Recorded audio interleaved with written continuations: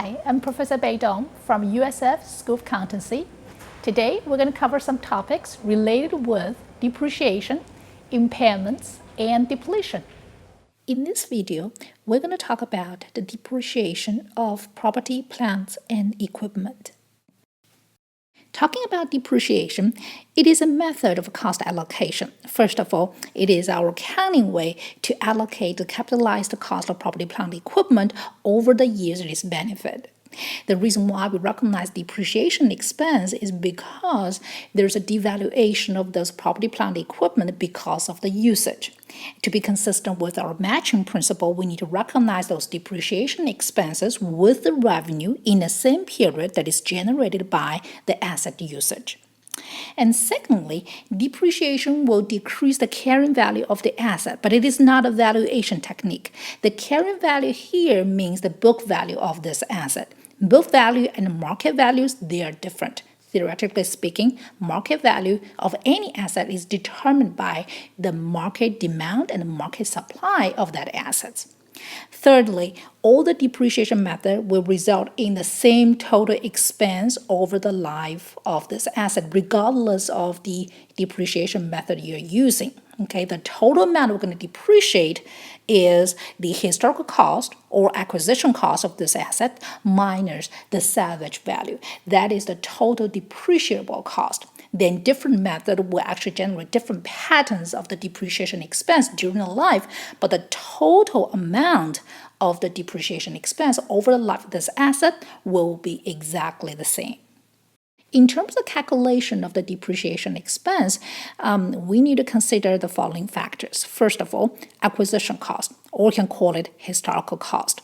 So this is the money you actually pay when you get that asset. Secondly, useful life. This is the period of time over which the asset is expected to generate cash inflows. So this is a variable that needs to be estimated by managers or accountants. Thirdly, salvage value. This is the expected disposal amount for the asset at the end of its useful life. Again, this one needs to be estimated also. Fourthly, you need to pick depreciation method. You can pick activity method, you can pick straight line method, you can pick sum of the years digit method, or declining balance method. So in the next couple of slides, we're going to talk about those depreciation method one by one. For those factors we just covered, any company can depreciate their different assets using different depreciation method. They can change depreciation method. They can change estimate of useful life, change estimate of salvage value during the life of an asset. Now, I'm going to use this common example to demonstrate differences among those 4 different depreciation methods on the depreciation expenses in different years. Okay, so we have a company purchased a car on January 2nd, 2007. The historical cost to acquire this car is $10,000. Estimated life 4 years.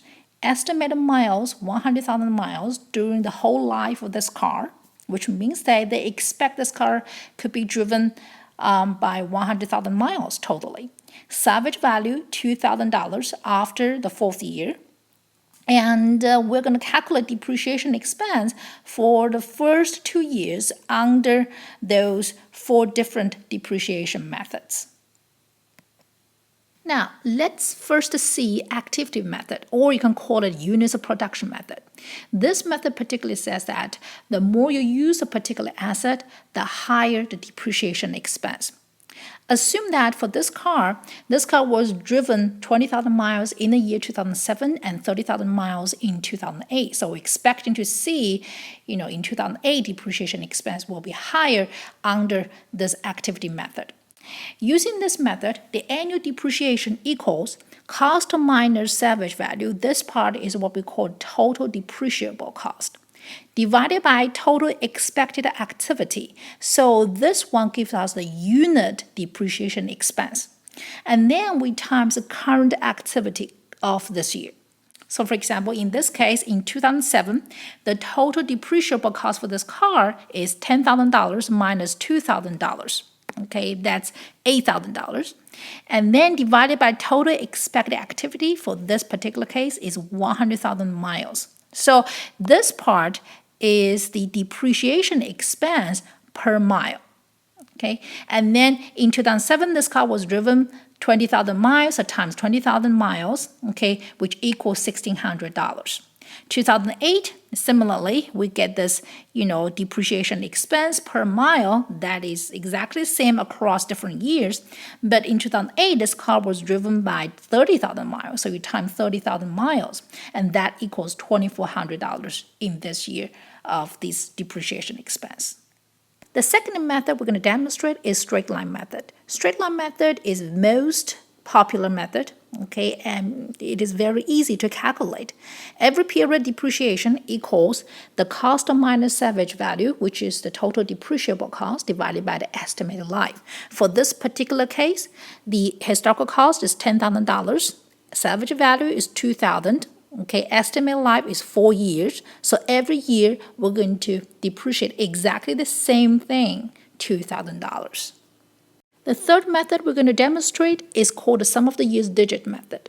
For this method, every period, the depreciation expense equals the number of the years remaining at the beginning of the year divided by the sum of the years as the denominator, then times our total depreciable cost, which equal historical cost minus salvage value.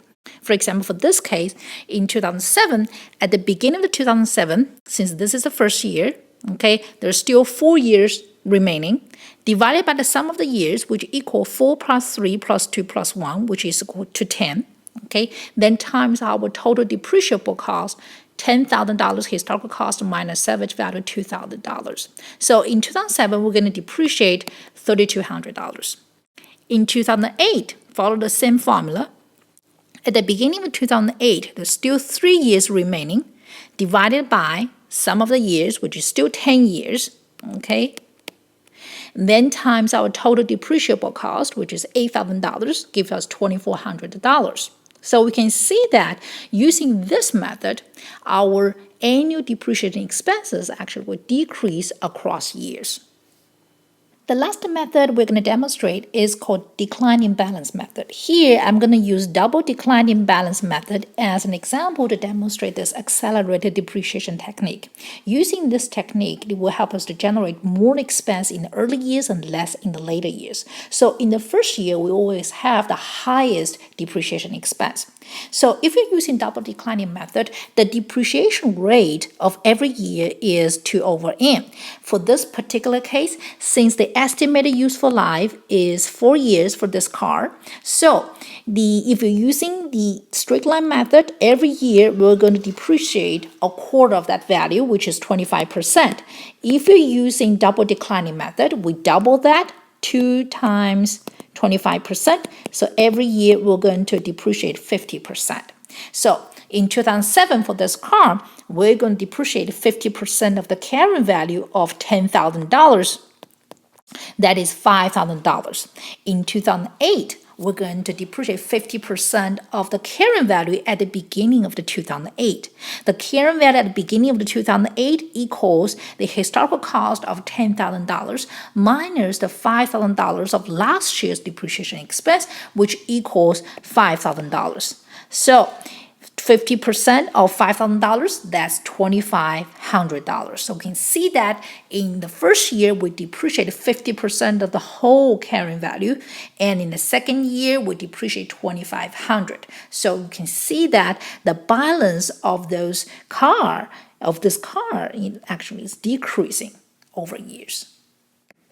And this one we demonstrate is called double declining. You can easily replace this double, this 2, with any of the ratio you want. Could be 40%, could be 60%. Okay, so it is a general way to demonstrate this declining balance method.